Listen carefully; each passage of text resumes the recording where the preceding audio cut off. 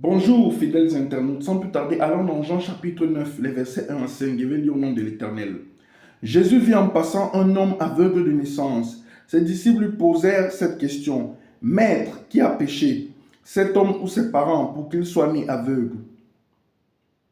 Jésus répondit, ce n'est pas que lui ou ses parents aient péché, mais c'est afin que les œuvres de Dieu soient révélées en lui. Il faut que je fasse tant qu'il fait jour les œuvres de celui qui m'a envoyé. La nuit vient où personne ne peut travailler. Pendant que je suis dans le monde, je suis la lumière du monde. Amen, parole du Seigneur. Donc, voilà Jésus qui fait chemin avec ses disciples.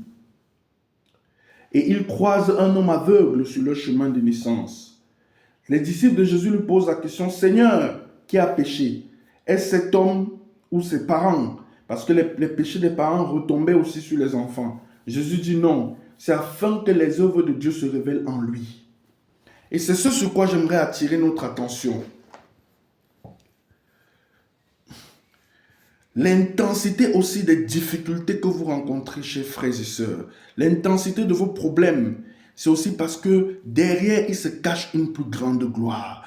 La durée de vos problèmes, il faut mieux m'exprimer, c'est parce que Dieu veut tellement se manifester d'une manière glorieuse quand il va résoudre ce problème, au point même d'affecter votre entourage, au point de produire des conversions en Jésus-Christ, au travers de tous ceux et celles qui verront la résolution de votre problème. Donc ne pleurez plus tellement quand vous voyez la durée de votre problème. C'est vrai, on est humain, mais ne l'oubliez pas. Ne l'oubliez surtout pas. La parole de Dieu ne retourne jamais à lui sans accomplir la mission pour laquelle elle est sortie, nous dit Isaïe 55, 11. Parce que Dieu, c'est sa parole, il honore sa parole. Lorsqu'il vous a donné une parole, soyez-en sûrs, il l'exécutera. Et il ne résout pas votre problème simplement pour le résoudre. Il résout votre problème aussi pour que vous vous attachiez davantage à lui.